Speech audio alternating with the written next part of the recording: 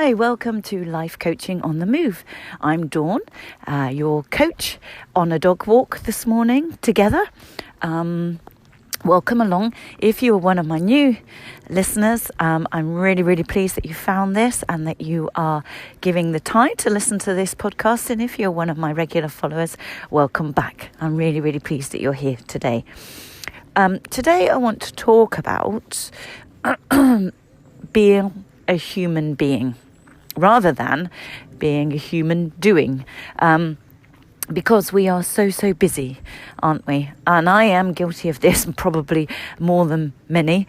Classic type A personality, busy all the time, usually doing 2 or 3 things at least all at once. Not happy unless I'm cramming loads in from the moment my feet hit the floor in the morning till the moment I go to bed. I am active and busy. So I am working on this too. But we aren't human doings. We are human beings. And how much time do we spend in any one day just being, just relaxing, just calming, chilling, recharging, breathing, being with the family, being with friends, or just being with ourselves rather than doing, always achieving, always ticking things off our lists, etc. And as I say, I am the first to admit that this is me through and through. Except I would say probably these moments when I'm out on a dog walk, just chilling in the woods with nature, listening to the bird song, watching the dog charge around like a crazy spaniel that she is, thinking, being creative, relaxing, breathing, exercising, taking in nature, taking in vitamin D from the sun and fresh air. That's my moment per day of me time. And you're probably thinking, yes, but you're doing podcasts. I do once or twice a week record a podcast, but actually I find that very uplifting, and I always finish the podcast much more upbeat, because I find them energizing. So in a sense, for me, it's quite a positive thing to do. It's not a draining thing for me to do.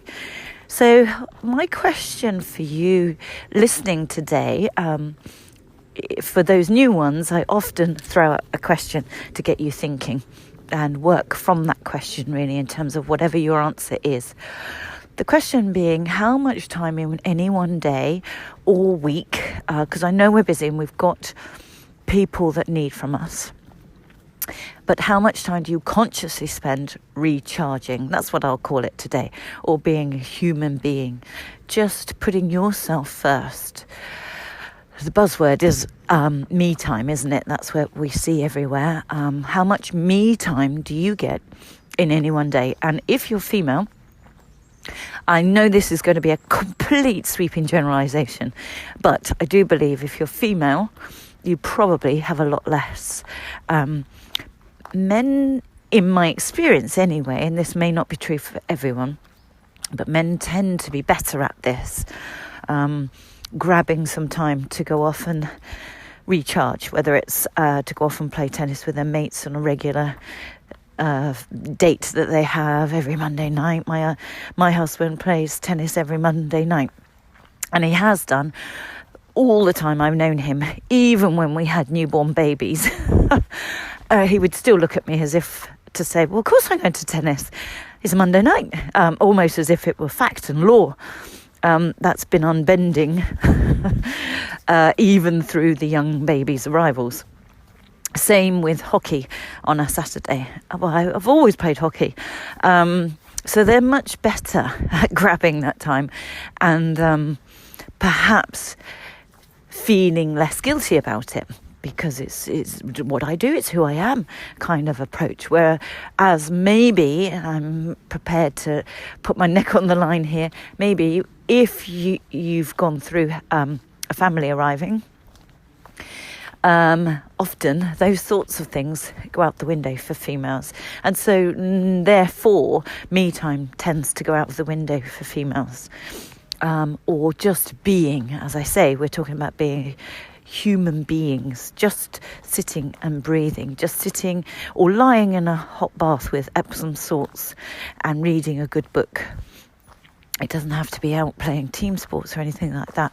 It can be just relaxing, or just sitting for 15 minutes and with a coffee in your hand, looking out of the window, daydreaming, looking into the fire, watching the flames, or a glass of wine or something, just chilling and not thinking about the ironing or the children's party that's coming up that you haven't bought a present for, or the costume that they need for the show, or aging parents that many of us find ourselves more and more responsible for their care, for their well-being, for their health, etc. So some of us have got children dependent on us, and a career, and a home to run, and aging parents that are drawing on our time and our worries and our emotions, and just their needs impact on us now as they get older. And other things as well. We've got lots of demands. So all of us have got people and things that need from us. That's a fact. It has to be that way. Our employers or our team, our bosses, our customers, our clients. If we have children, those and the school and their education and their care. If we have aging parents, that. It could be that we're on committees, we volunteer a lot, we're on committees at the school or church or clubs, associations, animals, we've got pets, they need from us all the time, regular care, so on and so on. And this is life, and that's what it's all about. And, there's no getting away from many of those pulls on our time. So I say to you, how much time are you able to grab for yourself? Actually, when I'm running a time management workshop, or a well-being workshop, I'll often ask, who writes to-do lists? And many people put their hands up. Not everybody, but a lot in the audience will usually put their hands up, which is good. And I'll ask, who prioritises on that to-do list. Less hands then go up. We're getting into time management, so I'm not going to preach about that. I'll do that on another podcast, which is, so some of them prioritise on that to-do list. And then I will ask, that if it's a wellbeing workshop, the critical question: who puts their own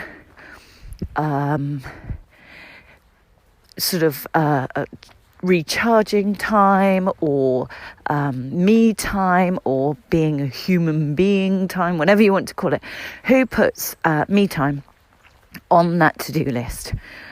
Very, very few hands go up at this point, if any. And if any do, I will then take it to its next level and say, okay, who puts the me time at the top of the to-do list? No hands, generally. I don't think I've ever had... I'm certain I've never, ever had anybody in the audience put their hand up and say that. And why is this? Well, I think it's usually because of the demands, commitments, the generation that we're in. It is a very, very busy environment that we live in now, a modern age. Even when you're on a train now, we used to say, let the train take the strain, and you used to see people sleeping, fast asleep, even on the tube, underground, or reading a newspaper or reading a book. Now you see them with iPads, laptops, phones, all working. Spreadsheets out, you see them over their shoulders, spreadsheets, or graphs, or long reports that they're typing and amending and things like that. Work. So they're working even when they're on the train, or you hear them on the phone conducting business, or arranging appointments, or liaising with customers or members at their office. So they're adding on, even when I go Basingstoke to London, that's 50 minutes, let's say, on the train. They're working in those 50 minutes, and on the 50 minutes back, that's nearly 2 hours extra work that they're putting in, that 30 years ago, they wouldn't perhaps have been doing. They'd have been reading the newspaper and chilling. So same in the cars, because of hands-free, many people are receiving calls whilst in the car and conducting business with customers and clients and associates and colleagues. Now, the point that I'm making here is we need to recharge. The story that I often say is everything is just one big ball of energy, really, everything, whether it's your desk, the tree that I'm looking at now, us as humans, it's all just a massive ball of energy if you break it down into physiology or science, physics or whatever. So we are one big ball of energy. So if you took your camera on holiday and you took lots and lots of photos, you kept taking loads of shots, great scenes, selfies, whatever it is, hundreds and hundreds of shots. If you don't plug that camera or the phone, whichever you're using for the camera, into the wall and recharge it, or you don't change the batteries, you just keep taking more and more photos, that will stop working. It will stop and cease really to be a camera in a sense, because you'll no longer be able to take any more photos, nor will you be able to look at the photos or download the photos or print them, because there is no energy left in that device. Now that's us. If we keep giving out and out to everybody that needs us, the family, the children, and we do it selflessly because we think that's what we should do, we must do, and yes, we do need to, of course. So we're human doings. We're always doing, caring, putting them all first. But if we don't stop and charge ourselves up or recharge, like that camera, we will also, and I know this for fact because it happened to me, we will also stop functioning. We will become ill, or something will stop us. Something will happen to stop us, whether it's the marriage will fail because of it, or be severely affected.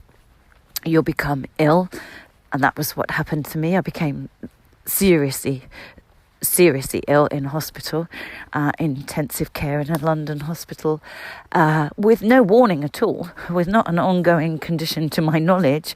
And I was fit and healthy and ran a lot at the time, but I was just giving out to young children, my career and my company, my clients and my parents. My mum had been fighting myeloma. Well, not actually, she'd just lost her fight to cancer.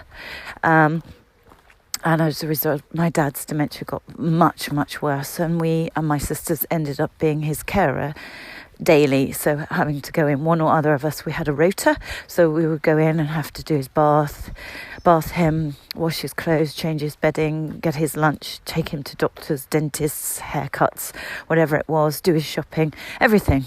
So it was necessary, and I wasn't putting myself first at all, and became seriously ill to the point where I had no choice, and my body made me stop. I had absolutely no say in that whatsoever. And I see it with clients all the time. The partnership will split in the company because they will get so stressed and they'll be falling out, and trouble sets in, and it all goes horribly wrong.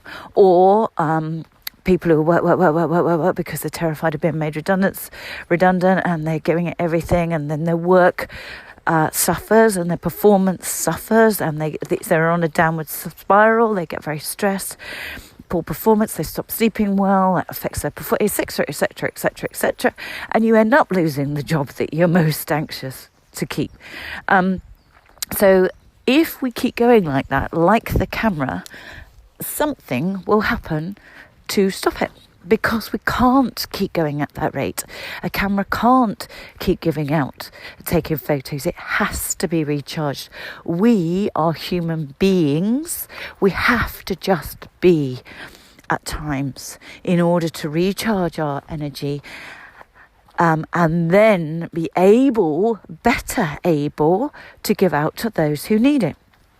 So my key point here is we have to put ourselves first each day, or at least several times a week, in order to recharge, in order to give to those people who need from us.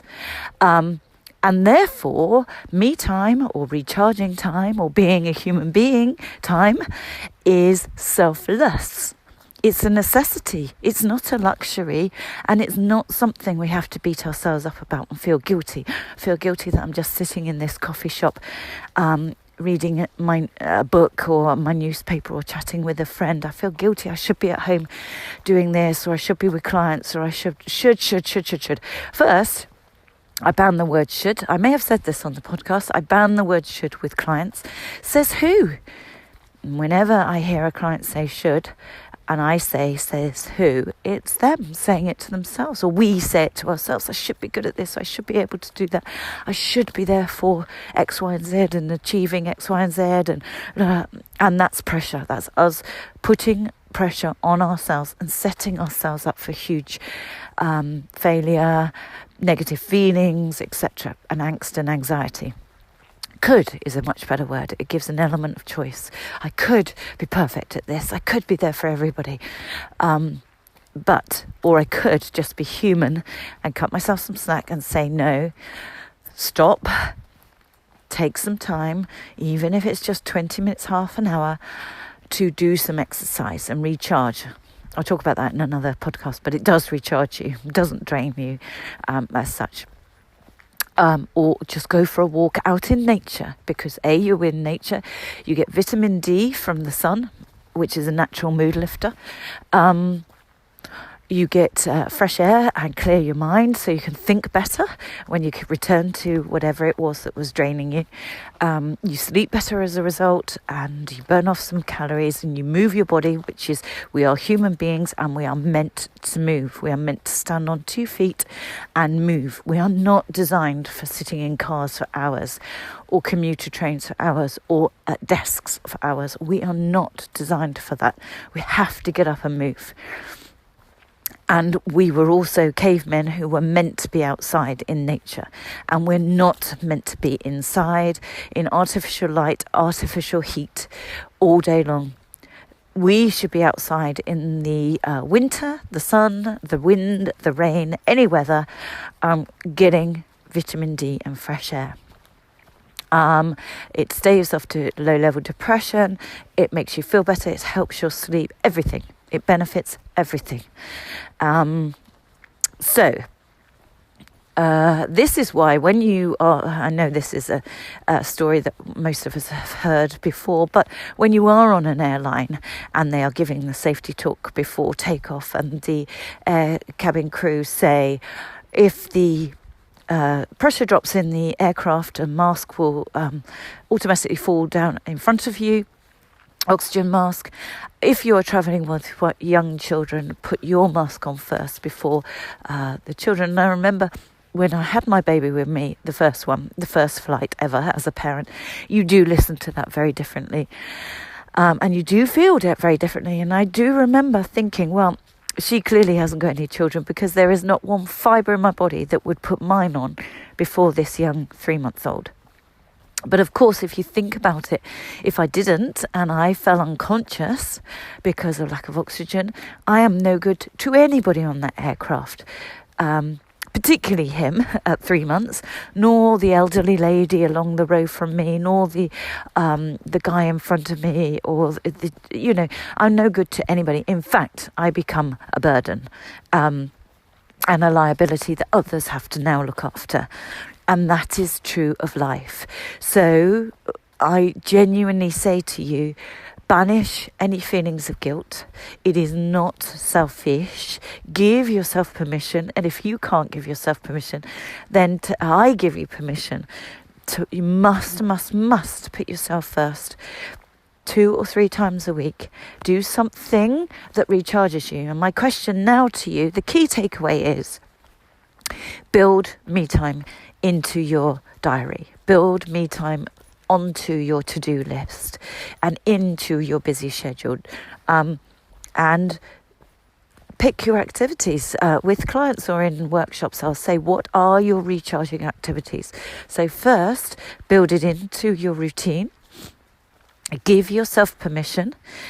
Get rid of all guilt. And second, what are the activities that make you feel good? Who are the people in your life? We've all got a mixture of friends. We've all got some radiators and we've all got some drains. We've all got some friends that we've got to be in the right mind frame or the mindset to see, because I just can't handle them today because they'll just talk about all their problems and drain me or whatever. We've all got those. Equally, we've all got some friends who we just have a laugh with. We always feel so much better when we've seen them. They've got a good energy about them. They recharge you. You just love being in their company. It's infectious in a good way. Or maybe you're that person, or maybe that's a takeaway. Work on becoming that person and coming away from being the drain, if that is, hand on heart, a little bit more of what you are like. We're all different and there's a place for us all. But is it what you want, and is it how you want it to be? And if you want to be more energizing, more enthusiasm in your body, more energy, then you can work towards that. It's just half of it, as with everything, is awareness and then choice. So book to see those friends that re-energize you, that lift your spirits, that cheer you up. If you like comedy, search out comedy. Watch the channels on the TV that've always got comedy on, or go and see live comedy, or listen to podcasts or radio that's got comedy news quizzes and things like that, or read funny books and novels or whatever. Bring some laughter into your life, because when we laugh we also release endorphins and feel good hormones. Sorry, I'm really struggling today with a cold and a very sore throat, so sorry. The other thing to do is just relax. And, that may be for you in a lovely coffee shop with a good book. It may be in a good bath with a good book and bubbles and nice smells. Or it could be your thing, maybe baking cakes or cooking a lovely dinner for your loved one, or going out for dinner, or a round of golf, or a run, or a five-a-side football, or whatever, or fishing. One of my clients has really started to bring fishing into his life for his me time, because that's his thing. So he's consciously now building that in. In fact, my dog has just charged off after something, so I may have to divert my route away from all the livestock. So, you need to be aware of what is your thing. And some clients genuinely do not have any kinds of things they enjoy, or hobbies or activities, because it's been so many years they've dedicated their life to bringing up their children and caring for everybody else, that they've forgotten what they actually like to do. So if that is the case for you, then that's your key takeaway. Find things that you like doing. Is it scrapbooking? Is it needlework? Choir. A few of my clients have joined the rock choir, and I did that for a couple of years, and that's very therapeutic. Good, singing is very therapeutic and very de-stressing. So, okay, I'm coming to the end, and I'm walking up my hill. So, with a sore throat, that's probably a bad mixture. So I will cut it now. Spend some time thinking about how much time you do genuinely have per week recharging. And if it's not enough, build some in, and don't feel guilty. See it as necessary, see it as selfless, because if you recharge, you are much, much stronger, much, much more able to give to those that need from you. So you are doing it for them as well, predominantly, and for your own sanity, your own stress levels, and your own health. And that's a win-win situation. Everybody wins if you're healthy and strong and performing well and sleeping well. Everybody wins and everybody benefits. So find your things, build them into your activities, cut yourself some slack, and remember, we are human beings not human doing. So less busyness and more being, and enjoy your week. Drop me an email, tell me all about it and your successes. Drop me an email if you have some subject matters you'd like me to cover. I'm at Dawn, so forget that at. My email address is dawn@milestone-coaching.co.uk. Visit the website www.milestone-coaching.co.uk, where you can find all sorts of different services there, podcast, back episodes of the podcast, blogs, workshops with some free dates if you're local to the Hampshire area, and contact details if you're interested in having one-to-one coaching. And don't worry about geography. I know that I have listeners in Australia and the US and all sorts of areas. Geography is not an issue because I do FaceTime coaching and phone coaching as well. But if you are local to Hampshire, one-to-one coaching is my preference. So I really get to know my clients, but it's not dependable on that. Have a really good week. Enjoy your me time and enjoy being a human being. See you on the next episode.